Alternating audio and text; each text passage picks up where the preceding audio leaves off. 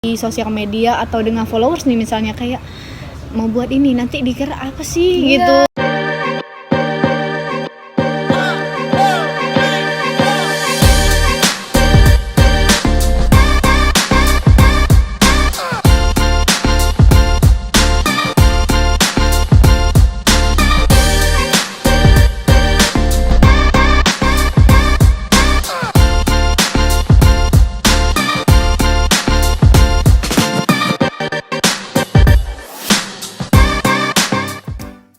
Assalamualaikum warahmatullahi wabarakatuh. Hai, kembali lagi di talk show SOS Serba Serbi Ngobrol Seru bersama saya Nadia Faradisi. Dan kali ini di episode ini kita akan membahas topik yang cukup menarik dan cukup familiar juga nih bagi teman-teman, yaitu bincang-bincang mengenai dunia industri kreatif. Dan pastinya saya kali ini tidak sendiri, kali ini ditemenin oleh bintang tamu kita yang kece banget, keren abis, dan banyak juga tergabung dalam beberapa kegiatan. Ada Kak Yuli Asmiati.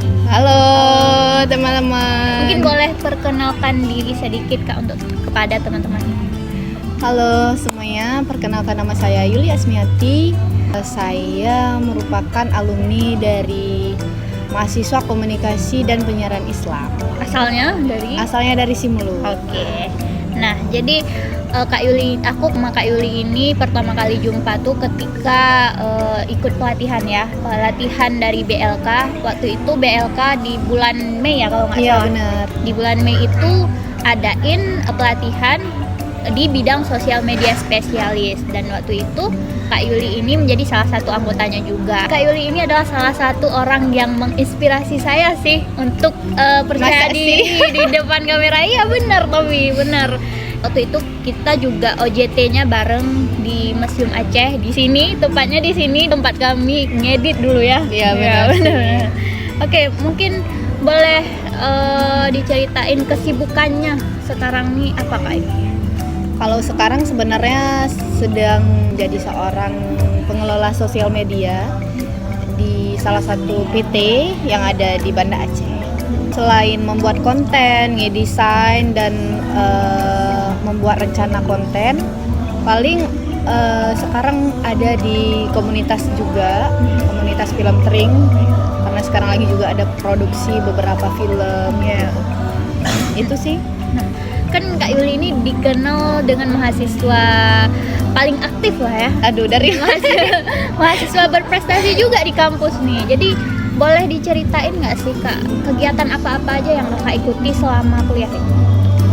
Oke, nah sebenarnya kalau untuk kegiatan selama kuliah itu sama aja sih, kayak sama aja seperti mahasiswa lainnya gitu, kuliah, kemudian mengikuti acara himpunan, karena pasti mahasiswa semester awal tuh lagi semangat-semangatnya gitu ya, ikut-ikut organisasi, ikut-ikut komunitas.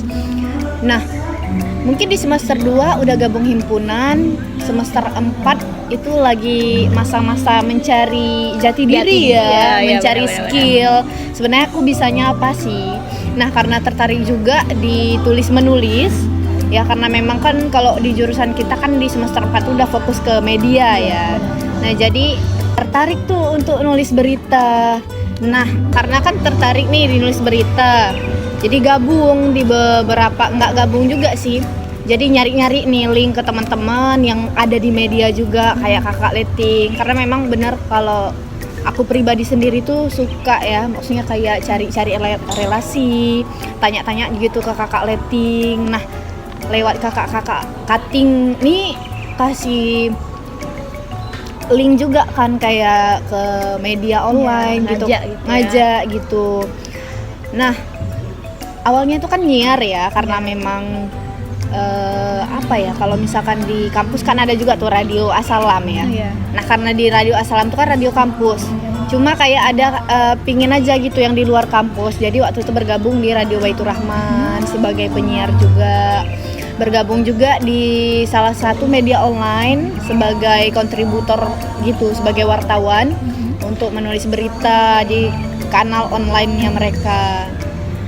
Tapi itu seru sih aku rasa, karena itu kan di sela-sela kampus gitu, lagi ngampus.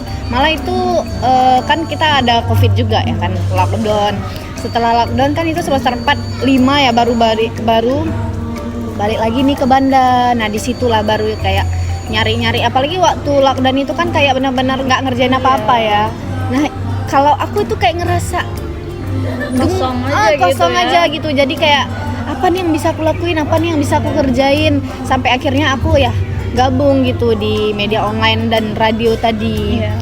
Itu kayak nyari-nyari berita loh, misalnya lagi masuk kampus nih, habis kampus langsung nih ke kantor medianya kan, habis itu turun lagi nih ke lapangan gitu. Karena kan kayak kalau kayak mahasiswa gitu kan kita pasti dikasih job desk untuk nyari-nyari berita ke lapangan gitu. Ya udah, setelah udah di situ beberapa bulan, di semester 7-nya ya kalau nggak salah itu alhamdulillah bergabung juga jadi salah satu penerima beasiswa Bank Indonesia.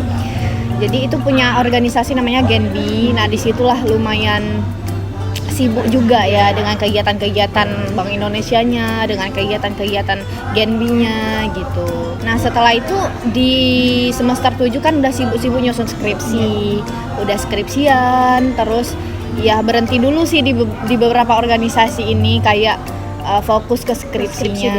Iya benar. Setelah udah skripsinya udah jadi, udah sidang, udah wisuda, baru nih kayak ada lagi satu komunitas yang belum aku cobain sih di kampus. Jadi kayak ngerasa kan himpunan udah, radio udah.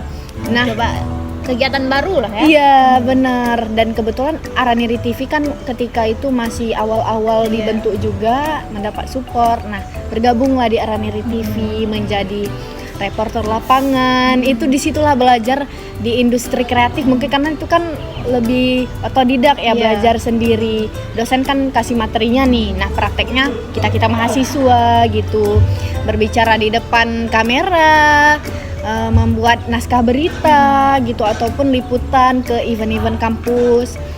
Nah itu sih yang paling kayak kegiatan banyak ya, menguras tenaga juga tapi happy gitu.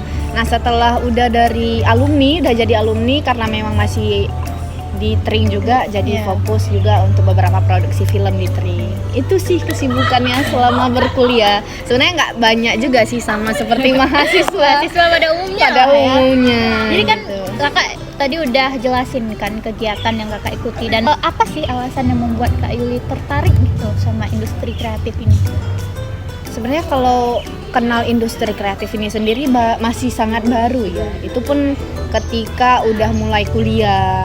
Dan kalau dulu itu belum terlalu kayak industri kreatif juga, kayak ya media gitu.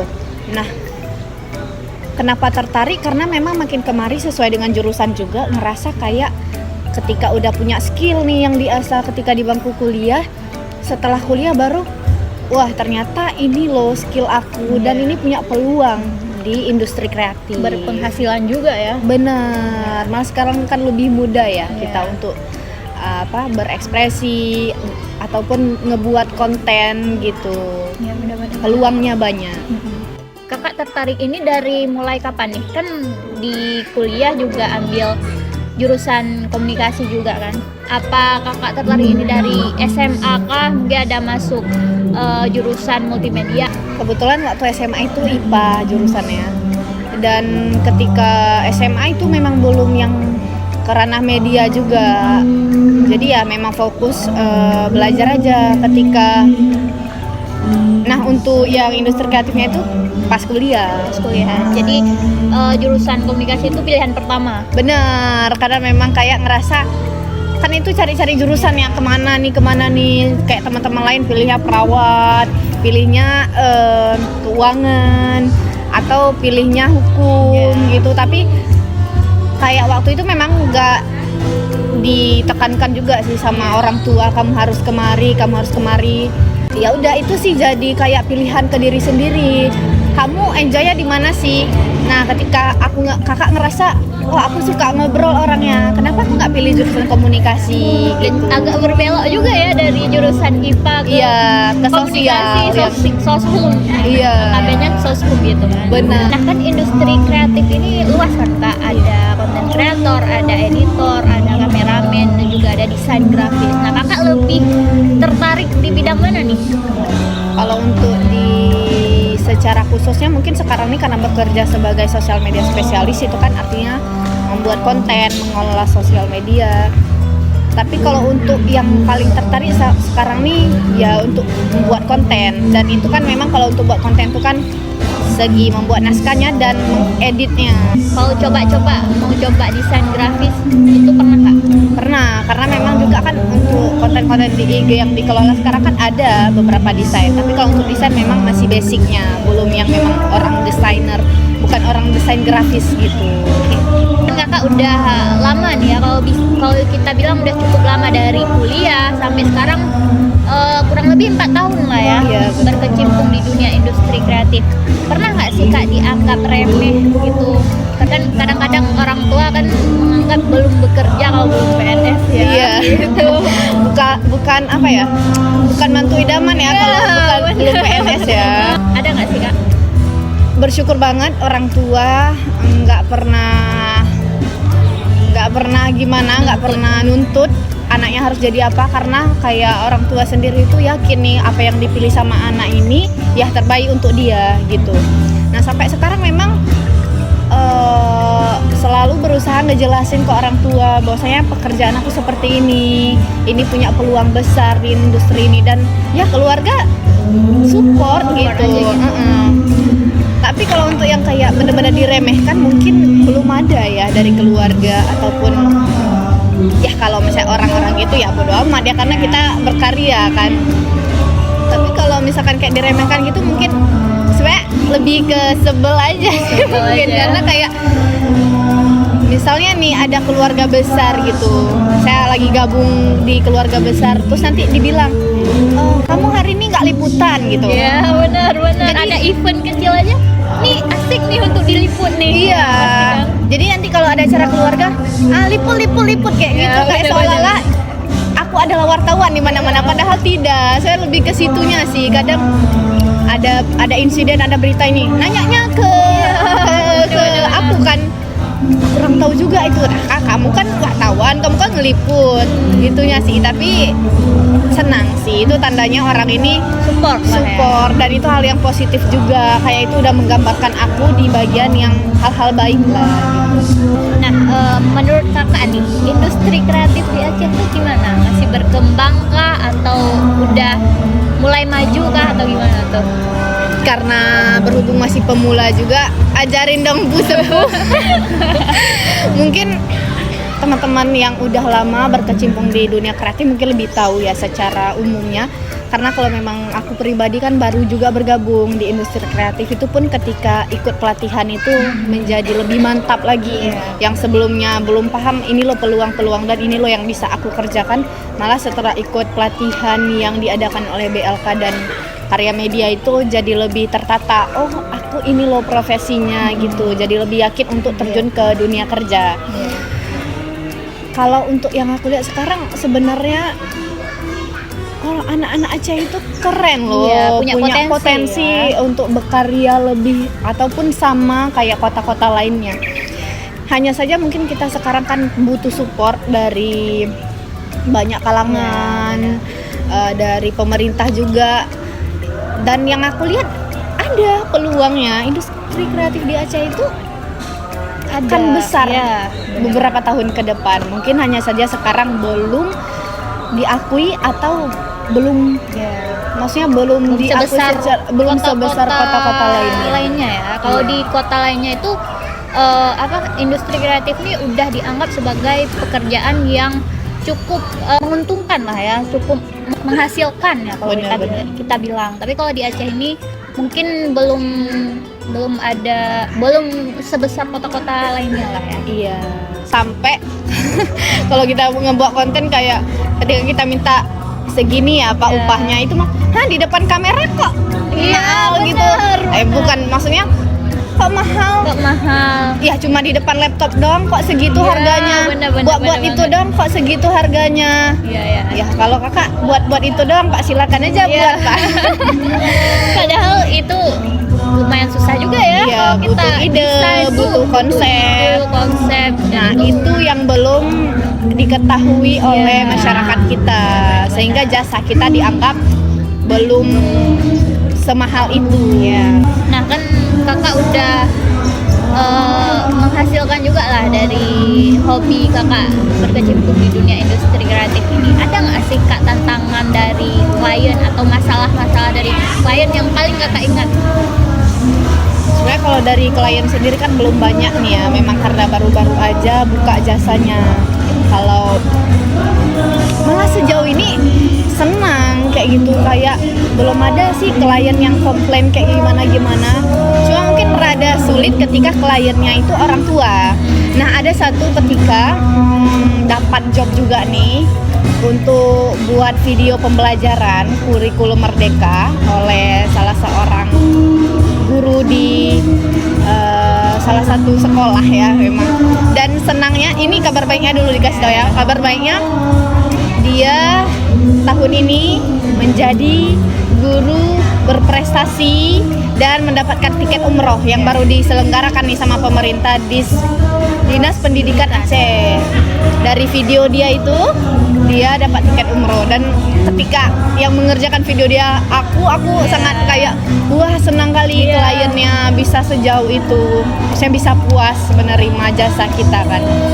Cuma itu kabar baiknya, tapi di Bali itu pasti ada hal-hal yang memang menantang untuk kita. Seperti ketika misalnya di openingnya kita buat nih misalnya warna fontnya yang memang mudah dibaca, mudah dilihat, ada estetikanya. Tetapi ketika kita tunjukin ke kliennya kok kayak kurang bersemangat ya gitu, kok flat kali ya gitu. Nah kayak kesannya tuh kita malah kesannya kita nggak ngerjain atau nggak berkreativitas di ininya, di pekerjaan kita.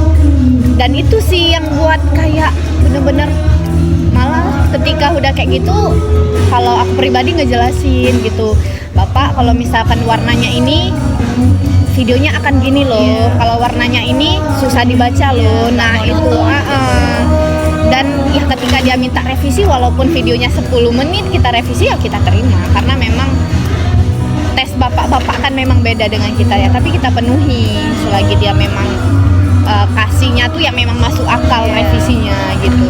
Jadi cara kakak memenuhi ekspektasi klien tuh dengan menjelaskan lah ya. Iya benar. Saya menjelaskan apa sih plus minusnya ketika kita tambah di edit value di video dia nih, produk dia misalnya apa sih yang akan dia dapatkan gitu. Kalau misalkan dia mau pilih ini, kita jelaskan juga minusnya ini kalau bapak pilih itu gitu. Ada nggak sih kak plan kedepannya, targetnya mungkin mau buat agensi mungkin gitu? Kalau sekarang belum sih, tapi ya harapan di depan ada. Mungkin itu jangka panjang. Kalau untuk jangka pendek sekarang mungkin lebih ke, karena aku pribadi juga masih belajar. Kalau untuk industri kreatif secara umum mungkin belum sanggup untuk mendirikan agensi, tapi bergabung di agensi orang mungkin bisa aja, karena mungkin aku lihat kalau aku sendiri aku belum mampu, tapi kalau sama-sama ayo gitu, kenapa enggak kan, bareng anak-anak Aceh kreatif lainnya gitu. Ada nggak sih kak harapan kakak untuk industri kreatif Aceh nih? Kalau untuk harapannya sebenarnya yang paling besar itu kepada pemerintah mungkin ya, kepada pemerintah. Ketika pemerintah mensupport kita, mensupport pekerjaan kita, mensupport profesi kita ini, bahwasanya kita ini profesi loh gitu. Bukan karena kita tidak bekerja di kantor, kita tidak PNS ataupun kita tidak kontrak, kita tidak memiliki pekerjaan. Tapi apa sih yang harusnya kita harapkan dari pemerintah itu adalah mensupport, mengakui bahwa pekerjaan kita itu adalah sebuah profesi. Dengan begitu mereka akan melibatkan kita juga nih dalam event, dalam kegiatan, dan yang pastinya itu juga akan perlahan mengedukasi masyarakat juga, untuk kita sendiri, kita makin adanya potensi kita untuk makin berkarya gitu, karena makin semangat gitu. Iya, benar-benar. Itu sih. Nah, kan tadi kakak ada jelasin juga kakak ada masuk ke komunitas film Tring.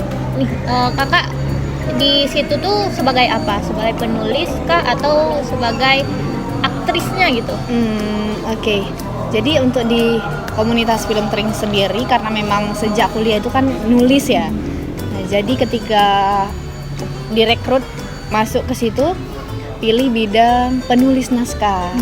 Udah beberapa menulis naskah film juga, tapi even juga di tempat itu jadi aktris juga. Karena memang kayak ada film kami yang memang dia setiap tahun itu memproduksi film dengan tema yang sama, yaitu tsunami. Nah, ketika di situ kan berasal dari Simelu nih, kami ingin menceritakan tentang Semong. Dan kebetulan kru lain tuh nggak ada yang dari Simelu. Ketika perlu membacakan hikayat itu kan hanya orang Simelu nih yang bisa membacakan hikayat yang dengan bahasa Simelu aslinya. Nah, disitulah jadi penulis naskah iya, jadi aktrisnya juga iya gitu. Oke. Udah berapa film nih yang diproduksi selama kakak di situ? Udah 3 sih ini. Luar biasa sih. Nah, teman-teman bisa lihat ya atau ngecek ya, atau mungkin ada teman-teman tertarik ikut komunitas film Tring juga ya. Iya. Nah, nih bagi teman-teman di luar sana nih yang menonton mungkin mau ikut jejaknya Kak Yuli nih, ada nggak sih Kak tips khusus nih yang Kak Yuli pengen sampaikan bagi teman-teman yang ingin berkecimpung di dunia industri kreatif ini? Mungkin kalau tips yang gimana belum bisa juga ya, karena untuk sendiri aja mungkin masih suka kewalahan. Tapi yang paling aku ngerti itu adalah dimana sebenarnya semua tuh ada dalam diri kita gitu. Misal nih pembuat konten, ya kalau dia bermalas-malasan nggak buat konten ya sama aja, dia tetap nggak jadi pembuat konten. Misal dia desain grafis nih, tapi dia nggak ngasah skillnya, ya sama aja gitu. Nah, jadi intinya kalau mau punya peluang, ikut andil dan punya income dari industri kreatif ya, belajar, asah skill, fokus di mana bisanya apa, sukanya di mana. Malah lebih bagus kalau ini hobi. Iya, nah, benar. Hobi ngevlog itu peluang. Gas Hobi aja ngedit, terus ngevlog. iya, hobi ngedit itu peluang. Hobi ngobrol nih kayak kita, itu juga peluang. Jadi teman-teman semua tetap semangat, temukan diri kamu yang sebenarnya. Oke, nah mungkin sebagai konten kreator pasti ada tantangannya ya Kak. Kayak Nadia nih, ada tantangan kurang percaya diri nih, tapi pengen banget jadi konten kreator. Ada nggak sih Kak tipsnya itu? Mungkin bisa dari nggak percaya dirinya di bagian apanya nih? Ngerasa lemah di bagian apa? Di kira-kira? public speaking. Oh, public speaking. Berarti kalau untuk show depan kamera bisa? Bisa, cuman agak kayak takut nih, udah rekam nih, nanti takut nggak usah upload aja lah, takut nanti dibilang gini lah, dibilang gitulah. Iya, gitu. benar. Nggak percaya diri pokoknya. Nggak percaya diri ya. Kalau memang untuk public speakingnya bisa aja kayak video yang dia didubbing. Oh ya. Jadi buat dulu nih naskahnya. Ketika udah buat naskahnya akan lebih mudah untuk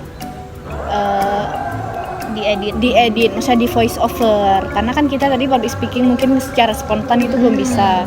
Kalau udah ada naskahnya mungkin akan lebih mudah. Nah, kalau untuk kayak nggak percaya diri sebenarnya pribadi juga awal-awal gitu.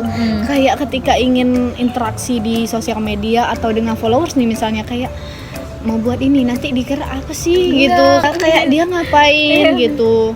Bahkan nah itu juga sih yang lagi diterapin sekarang untuk diri sendiri. Sekarang nih lagi ngelihat, jadi misalnya kan kayak sebenarnya aku pribadi juga belum yang pede kali show muka ataupun melakukan public speaking depan kamera. Dengan apa caranya supaya tetap ada interaksi sebagai konten kreator, misalnya tetap ada interaksi dengan followers itu, ya udah kita tuh sediain apa sih yang followers mau. Misalnya followers kita suka gambar yang estetik, video yang estetik, ya udah itu aja kita kasih. Sehingga orang kan akan terus mengikuti kita nih. Iya, benar-benar. Misalnya ada followers kita yang suka kopi, ya udah kita kasih aja dia konten tentang kopi atau mungkin tentang wisata mungkin gitu, yang memang menarik dia nih, sehingga menganggap ketika dia nengok Instagram kita, oh dia nih ini loh. Nah itu dia, itu namanya kan membangun personal branding juga. Yang pasti itu harus memang real sih dari diri sendiri, nggak dibuat-buat. Iya benar.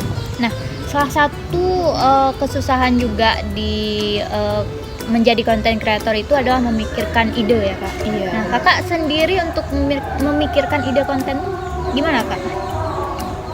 memang kalau dibilang ide sampai sekarang belum yang kayak boom kayak orang-orang gitu ya. Memang kayak ada hooknya ataupun kayak memang kontennya berisi edukasi yang gimana enggak. Jadi aku ngerasa kayak aku nggak pintar-pintar amat dalam hal ilmu pengetahuan. Aku nggak usah buat konten yang setinggi itu dulu.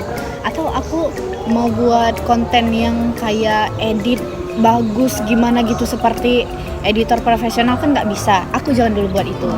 Tapi aku ngerasa kayak ketika aku melakukan aktivitas, apa sih hal yang memang aktivitas ini sama atau relate sama orang lain.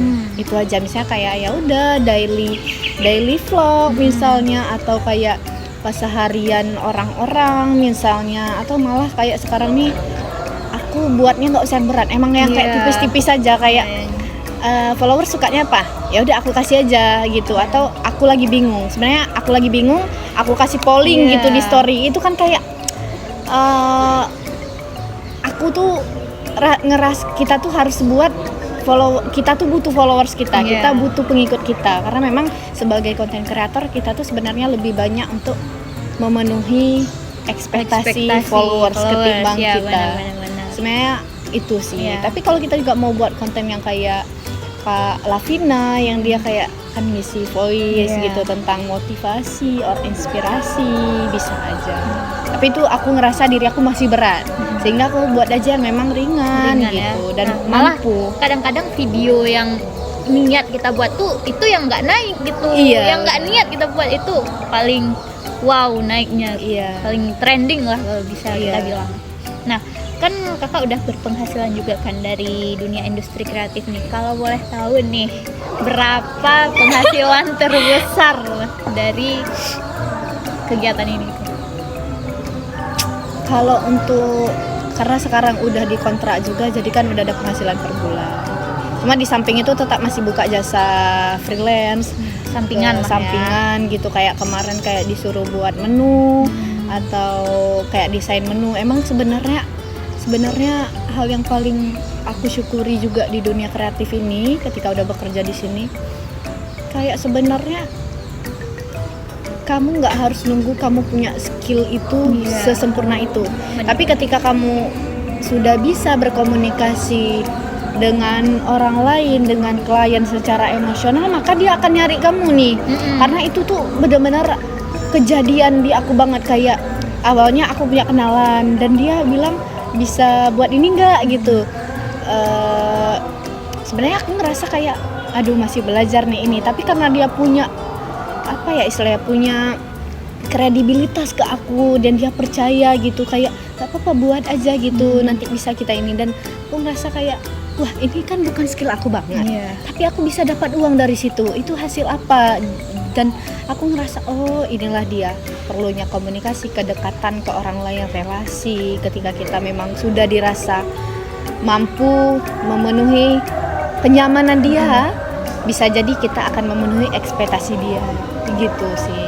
Karena memang banyak kayak gitu, dari kenalan bisa jadi cuan. Tapi belum terjawab nih, berapa penghasilan terbesar? Boleh di spill yang terbesar perkiraannya lah. Sekarang kalau jujur aja sih, memang sebagai sosial media spesialis 2 digit masih 2 digit itu berapa? Di atas 10 juta lah. Enggak lah. Belum. Di atas 5 juta? Belum. Nat, kok tinggi kali Nat? Range-nya berapa tuh? 1 sampai 5 juta lah ya? Iya, 1 sampai 5 juta. Oke. Kak Yuli udah cerita nih kegiatan-kegiatan yang Kak Yuli ikuti, lumayan cukup banyak juga kan. Berapa sih rating kesukaan kakak berkecimpung di dunia industri kreatif ini dari skala 1 sampai 10? 10 deh. 10 ya, Karena memang cinta sebagai banget ya. cinta banget sebagai Gen Z juga yang memang kayak bentar-bentar butuh healing, bentar-bentar butuh support system. Jadi aku ngerasa enjoy juga di bidang ini karena ini hobi tapi jadi kerjaan. Gitu. Berpenghasilan juga gitu. Jadi ngerasa kayaknya Gen Z akan lebih cocok ketika dia bekerja sebagaimana pekerjaan di industri sekarang ini, karena kerjanya bisa dari rumah, bisa dari mana, fleksibel lah, fleksibel nggak terikat banget. gitu, kapan aja bisa. Kalau mau healing aja dulu. Iya. Tapi kerjaan tetap di dewan. Healing sambil kerjaan bisa juga. Bisa juga. Terakhir nih, closing statement untuk teman-teman yang menonton, mungkin mau promosi Instagram atau promosi film komunitas string boleh juga. Mungkin kalau closing apa ya nih teman-teman semua, pokoknya jangan ragu, mulai aja dulu sih Iya. kata orang, mulai aja dulu gitu, nggak usah kepikiran nggak estetik Iya, atau kayak benar. jelek gitu foto aku. Kalau kamu suka kalau kamu suka motret jadi fotografer, kamu suka video jadi videografer, kalau kamu suka konten jadi konten kreator. Nggak harus kamu udah sempurna dulu untuk jadi itu, ya sebut aja diri kamu sebagai pembuat konten, ya Iya. itu juga konten kreator kan namanya benar-benar. gitu. Kalau mau tahu lebih jauh mengenai aku, mungkin kita bisa temenan atau mutualan di Instagramnya aku @yuliasmiati, Y-nya 2, I-nya 2, Yuli Asmiati Oke. di Instagram. Atau bisa juga nanti kita bisa DM-an, mungkin kamu ada yang mau disampaikan, bisa aja. Oke, terima kasih pada Kak Yuli yang udah berbagi pengalaman yang cukup luar biasa. Jadi untuk teman-teman yang udah menonton nih dari awal sampai akhir, sayang sekali kita sudah berada di penghujung pertemuan. Dan jangan lupa untuk nonton episode talk show selanjutnya. Bye bye.